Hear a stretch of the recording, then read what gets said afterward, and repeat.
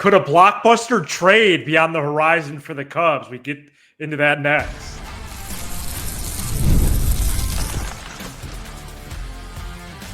You are Locked On Cubs, your daily Chicago Cubs podcast, part of the Locked On Podcast Network, your team every day. You are Locked On Cubs, part of the Locked On Podcast Network, your team every day. Alongside Sam Olber, I'm Matt Cozy. Sam and I are lifelong fans, taking our passion into a discussion with you on all things Cubs. Today's episode is presented by our fantastic partner at FanDuel. Right now, new customers can get $150 in bonus bets when your first $5 bet wins. History and trivia later in the show, Cubs Guardians preview, and we start with a big trade possibility for the Cubs. Actually, a few possible here, multiple teams of which the Cubs could go one-stop shopping. But before we do, we have a big announcement. You know the Samcast, exclusively on YouTube, where Sam watches a game with Cubs fans. Sam, what's going to be happening this Saturday? First 3 innings of the watch along. This Saturday, the Chicago Cubs will be hosting their rivals, the St. Louis Cardinals, at 1:20. I believe it's the only game that you could find on the Marquee Network of that series. And we're going to be joined by a special guest for the watch along, somebody that I think we all miss very dearly right in this moment. One of the reasons why we have to do this segment right now, we're going to be joined by left-handed pitcher Justin Steele. Wow. So he's going to hang out with us for a few innings. I might stay for like 4, but that's about it. It's not going to be a full watch along, but this was the best time that we could get. So, for both of us, and I think it'll be a really good time. Him and I, we talk baseball, pretty often, just around the league and stuff. So we're going to bring that to the watch along, have a good time. Well, that's fantastic. And we'll remind you about that throughout the week. Exciting news for the show. Cubs have clear needs in the rotation and for a right-handed bat, which a good segue. Really until about a week ago, Sam, it never exactly struck me as strongly as it does now as I sit here with you. Mm-hmm. And certainly 2 months ago, it wasn't even on my radar. Oh, the Cubs need to add a bat? Well, why? So rotation, right-handed bats, and they would also benefit, I will admit, from adding one more reliever to the bullpen. Mm-hmm. In front of me, I have 6 ball clubs where we could have some fun, imagine some possibilities for the Cubs to go one-stop shopping for that starting pitcher, relief pitcher, and a right-handed bat. And I'd like to start with the Pittsburgh Pirates, where the Cubs have been connected the most in the last week. You have 2 reporters who now have stated, Bruce Levine and Bob Nightingale are their names, that the Cubs and Pirates are in serious talks for Mitch Keller. Mm-hmm. In the midst of that, David Bednar's name has also gotten brought up by Bob Nightingale, and Ke'Bryan Hayes' name has been brought up by Francis Romero, excuse me, pronunciation on the first name, over the weekend. Hayes was connected to a few teams, including the Cubs. Thoughts on, first of all, the idea of going one-stop shopping, because it would be hard, mm-hmm. but entering this last day of June and really now into the second half, Sam, it does seem like the momentum is going more and more down the field for, hey, the Cubs, blockbuster or not, one-stop shopping or not, are prepared to pay big prices this summer. Yeah, absolutely. The Bowden thing today. I mean, it's a whole. It's not a secret. Everyone knows the Cubs are all in this year. It's every day. There's news now. My thoughts on one-stop shopping are: I'm interested. I'm encouraged by it. I don't know if that's something though that'll happen immediately, because if you're going to do the more players, the more complicated, right? So, yeah. I truly believe the Cubs need to make a pitching move by the Cardinal series. Maybe that's internal. We could talk about that at a different time with Wicks or something like that, or maybe it's just a stopgap type guy. I don't know if this team can make it all the way to July 24th or July 25th or in crunch time. I would like a move to be done there, but in terms of the big moves that are being discussed, I know you're very interested in it, getting most of the needs done with one team. I mean, I think it makes it easier. I do think it makes more sense. My thoughts on this specific deal would be, it wasn't until I did a little homework. My initial thoughts on Hayes was, well, what's the difference between Hayes and Shaw? Outstanding defensive third baseman that's a light hitter. But Hayes, first of all, is really heated up recently. Okay. Secondly, in his career, he's like a 780 OPS guy versus lefties. So that's really important. That's kind of, maybe that would be your solution. Hasn't been good this year, but in his career, he hits lefties pretty well. Yeah. We know how I feel about Bednar. I love that addition. The Mitch Keller thing is really kind of polarizing. I see both sides to it. I could easily see him coming in here and having a Matthew Boyd-like impact on this club. But I also could see people saying if that's the starting pitching move, it's underwhelming. Not just saying this because he's going to be on our show on Saturday. Mitch Keller is not as good of a pitcher as Justin Steele. And I wouldn't even say it's that close. So you need to get that caliber of pitcher, I think, at this trade deadline at the minimum. Now, if Mitch Keller is one of two, now it's a different ballgame. But to answer the question, I'm into going to Arizona and shopping over there because they have a third baseman that I think that could change this season historically for our club. Well, that's the most exciting one to me is Arizona. Yeah. But the Pirates trade, to answer your question for the fifth time to try and do it the right way, I'm lukewarm on it. That's my term. Well, and Mitch Keller, you would break up the lefties, right? So it would go Imanaga, Keller, Boyd in a playoff series, or would that not matter as much? Am I getting caught up in matchups? Regardless, Keller is not a number two, in my opinion. He's more of like a three. Yeah, Keller is like he's like a Tyone plus. He's like a Tyone plus. And the thing is he flashes more overwhelming stuff than Tyone does. I think he's got higher upside. Younger, obviously. And there's people around the league that really believe that this guy could be unlocked, like that there's something in there. But it's been a long time, and he's kind of who he is. Now, would I feel better about him going out there in a playoff series than Cade Horton right now? Absolutely. Colin Ray, absolutely. Ben Brown, no question. And I probably, depending on the conditions, I probably would feel better about him than Jamison Tyone. So it's an upgrade, but you're looking for a little bit more. This would be a real test of Tommy Hotovy, Tyler Zombro, the pitching factory there of being able, because if they could unlock something, then everything changes. You know what I mean? And there's plenty of precedent for the Bednar acquisition. Because sure. Hector Rondon had an ERA that started with a 1 in 2016 and got replaced by Aroldis Chapman. Right. Daniel Palencia has been solid, but saves in the summer are not the same as October. Sorry. Yeah, we're getting to October. I got 5 more teams to possibly go one-stop shopping right after this. This episode is brought to you by Monarch Money. You ever wish managing your money felt easier? With Monarch Money, it can. Whether you're growing your savings or planning a big purchase, Monarch puts you in the driver's seat. It's like having your own personal CFO giving you full visibility and control over your finances. Monarch Money is more than a budgeting app. It's a complete financial command center.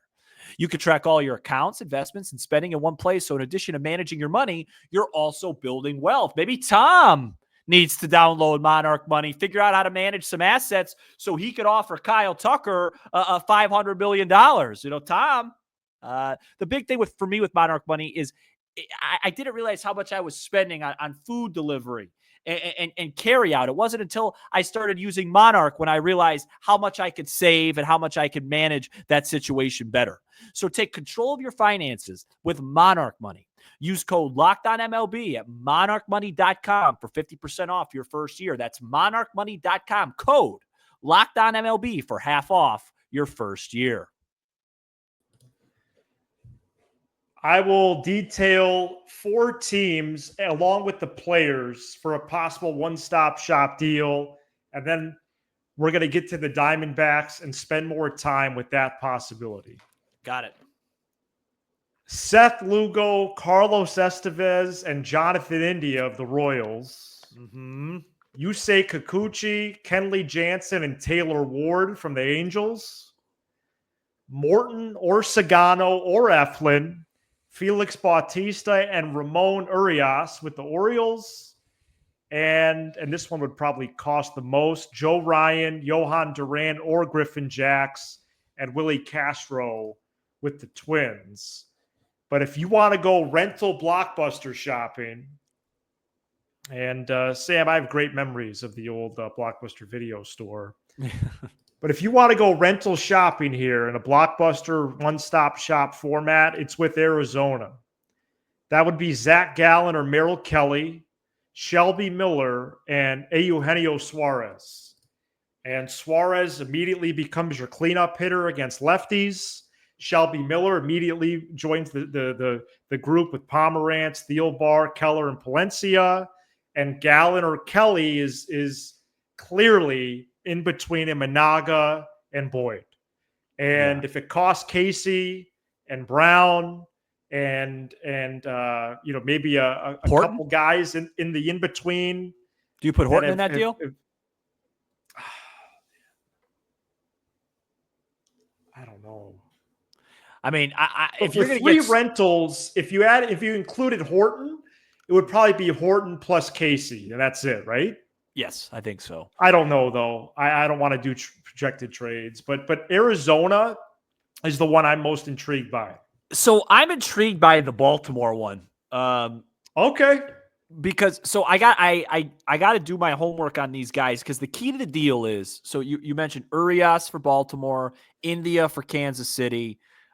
We already know Suarez. They have to be able to hit lefties or it's useless. Taylor Ward, a lot of slug, Angels. Versus lefties, but he's more of an outfielder, isn't he? I know. The fit isn't as good. Yeah. No, the Angels one's also really interesting, but I just don't. They need somebody that can play first or third base. Yeah. That is a lefty masher that hits left-handed pitching from the right side. So Urias is a 765 OPS guy. The reason why Baltimore is exciting is Bautista's got, he'd be the biggest bullpen acquisition. 2 years ago, before he got Tommy John, he was having one of the most dominating seasons we've ever seen at that. Yeah, he got Cy Young votes. Yeah, he was unbelievable. So I like all those, man.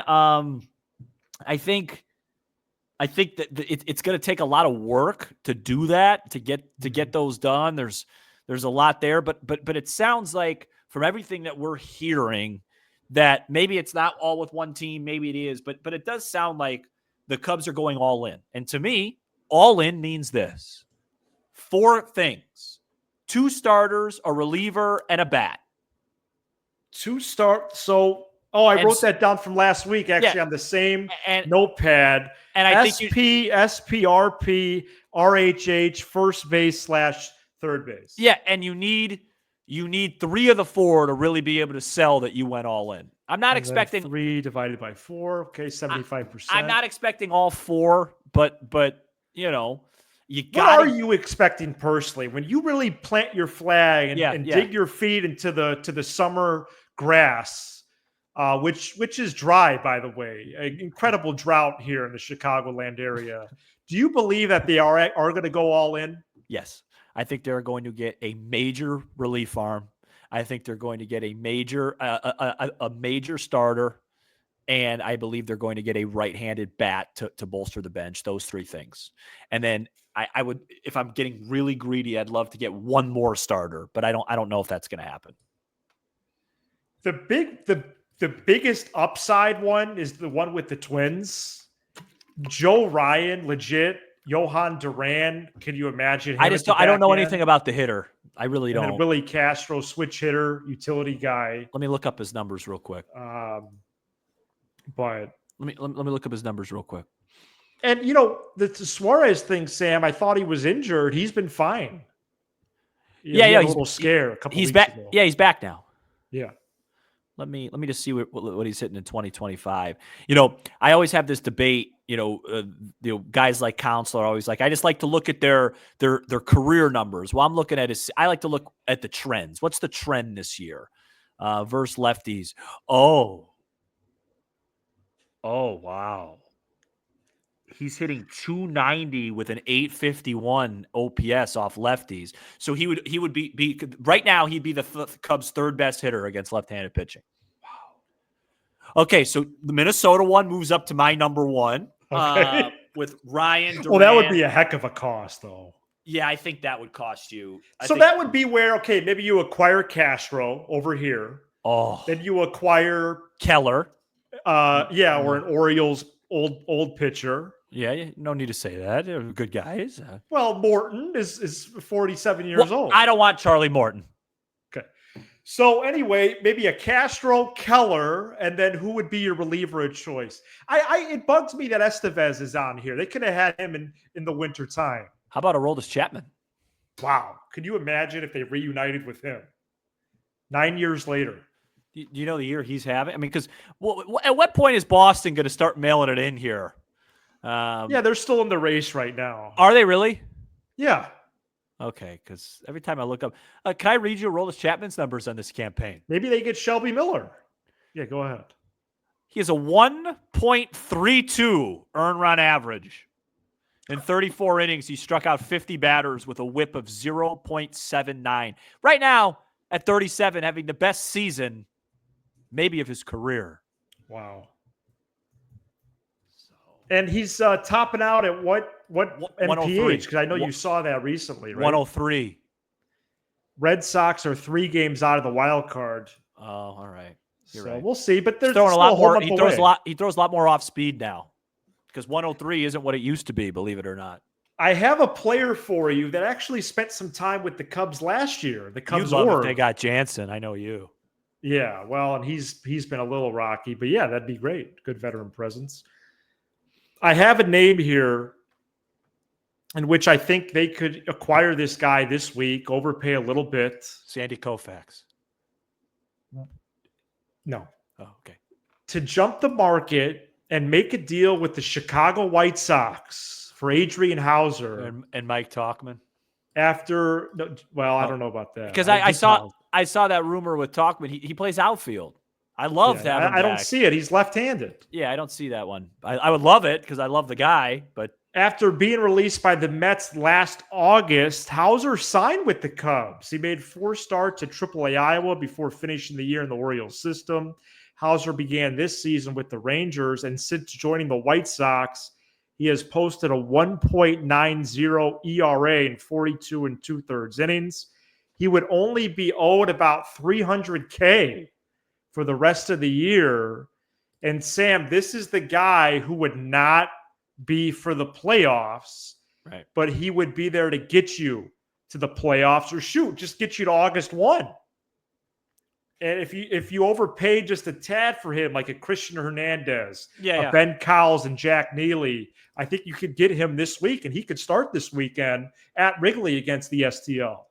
Yeah, not overly excited. But I hear what you're saying. Can I float one back to you? That's definitely sure. So give me a candidate that could start this weekend. Sure. Yeah. Well, this would be a bigger trade than that. But I don't think he's a guy that's on a lot of people's radar. By the way, the Cubs do have an offer on the table for Keller. Go ahead. Yeah, that is true.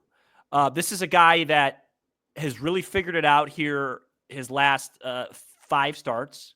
I only know this because I've picked him up in fantasy baseball.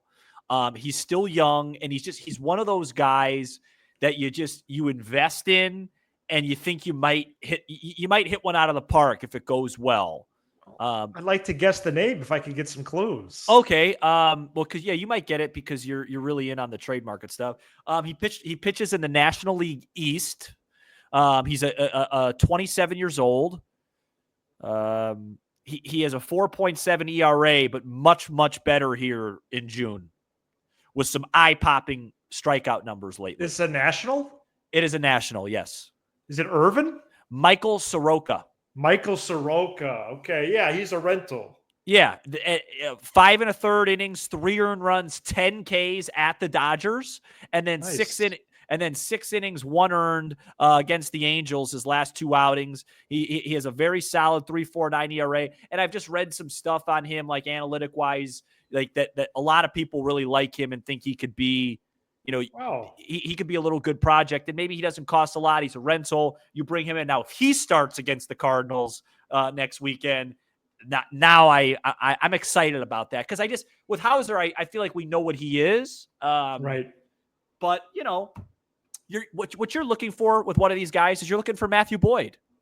You're looking for a guy where you make the move and you're like, all right, we'll see how this goes, and then the guy turns out to be your best guy. All right, we'll get the deal done, Jed. I like the and you be ready. There. You be ready to go live at some point this week. I will. As long as it's not the 4th of July, which. Well, Jed. Jed. Coming up next, Cubs Guardians preview and a couple history trivia tidbits. Stay tuned. This episode is brought to you by FanDuel. Summer sports are in full swing. And whether you're all about baseball under the lights, golf on the green, or high-stakes soccer action, FanDuel is the best way to make every game even more exciting. You're already following the action. Why not make it a little more thrilling? With FanDuel, you can get in on the game while your friends are getting sunburned at the beach. Folks, I did my Sunday night tradition. I went on FanDuel. I looked at the division odds. A couple of weeks ago, the Cubs were minus 500. They are now minus 230. However, that's still a pretty healthy favorite. The Brewers, I believe, were second at plus 450. The Cubs are still the heavy favorites to win this division.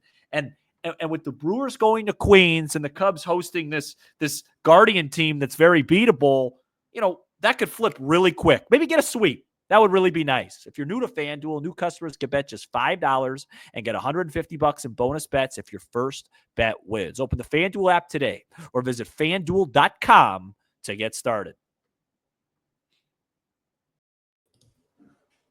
All right, Cubs Guardians, Tuesday, Wednesday, Thursday this week. All 3 games at 7:05. And Guardians are 40-42, 3-7 in their last 10. Wednesdays exclusively on ESPN with Boog Shambi, Kyle Peterson, and Chris Burke. Pitching matchups here, Matthew Boyd, Gavin Williams, Shota Imanaga, Tanner Bybee, and Cade Horton, Luis L. Ortiz. I'll be at that one. And that's right. Sam will be at Thursday night's game. All 3 of these pitchers for the Guardians, 3.68 ERA or higher. Manuel Clase, 6 straight scoreless appearances for him. ERA in the mid-3s, though, this year.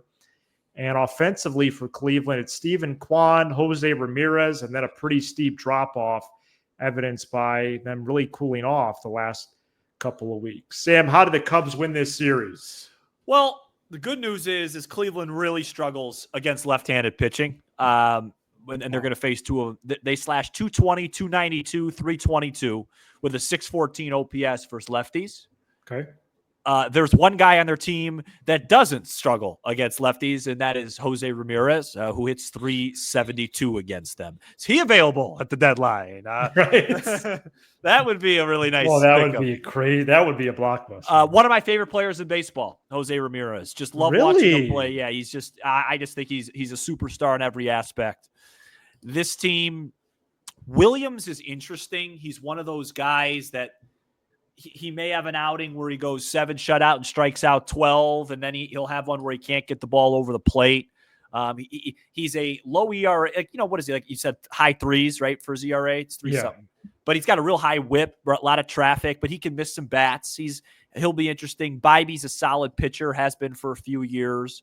And then Ortiz is, I really don't know much about him. I would suspect the Cubs get to him Thursday night. So what do they need to do to win this series? Win one of the first two, and I really like their chances against Ortiz. And I think Cade will bounce back against this lineup.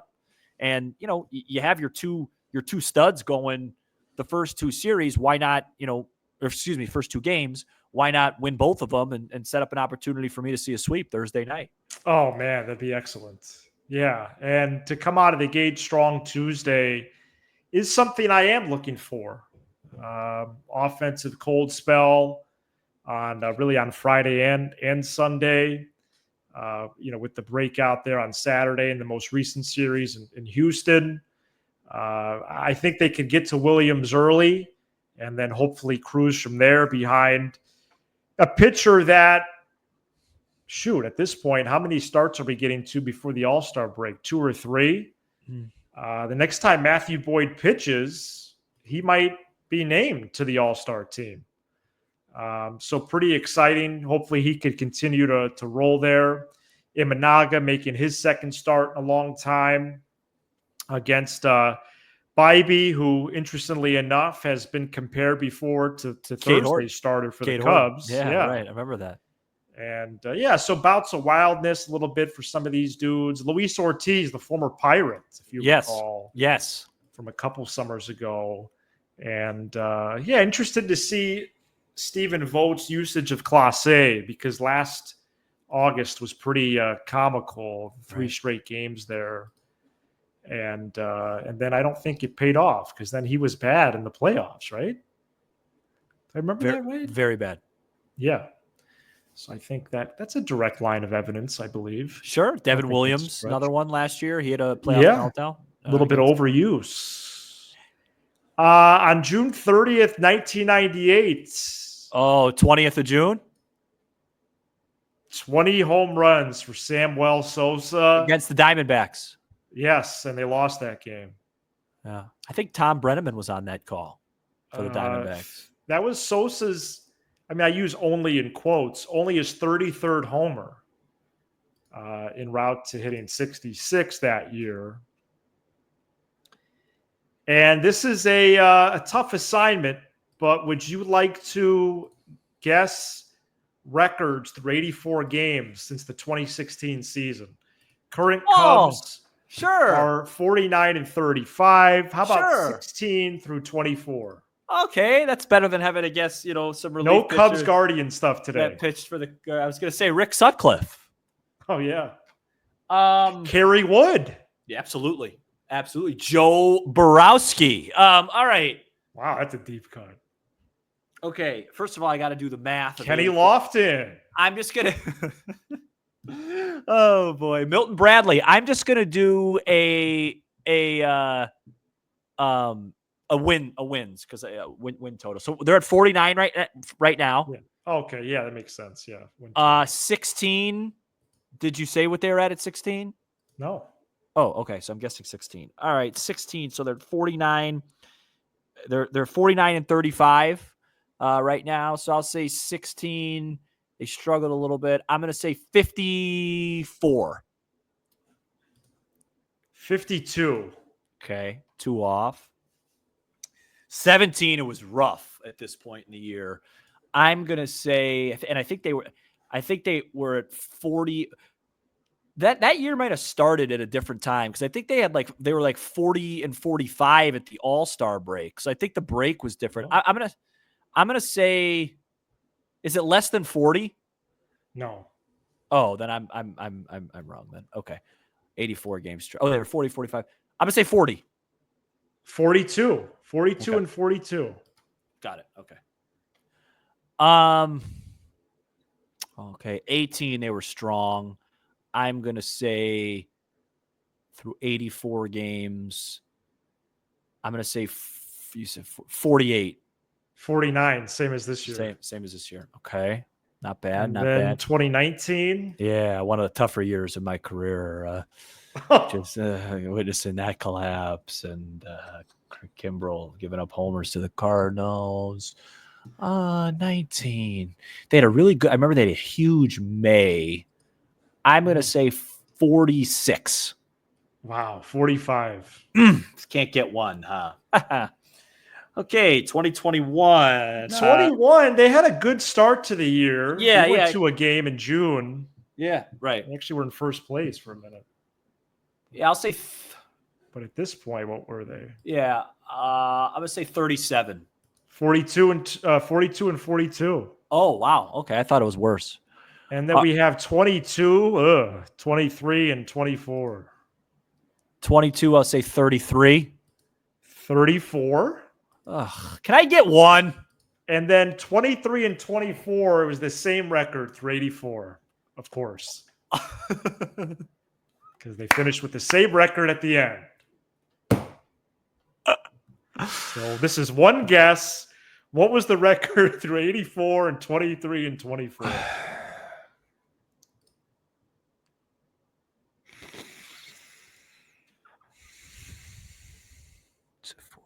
I'm going to say 40 and 44. Man, you're one off again. 39 and 45. This is Locked On Cubs. Gosh, I'm done. I'm done with the show. Podcast Network, your team every day. I didn't get one right. Someone clip that for your second listen. Check out the all-new Locked On MLB game. Wow, you went over? I was within one almost every other time. Get local analysis on a national scale. Find MLB Game Night on Locked On MLB channel on YouTube or wherever you listen. Jose Cardinal was a Cub and Guardian. The podcast. Justin Steele will be with Sam to watch the first 3 innings of Cubs Cardinals on Saturday. And Sam will be here solo, as he is typically on Tuesdays. I don't know about he that. will be this time after Cubs Guardians. He's Sam Olber. I'm Matt Cozy. This is Locked On Cubs.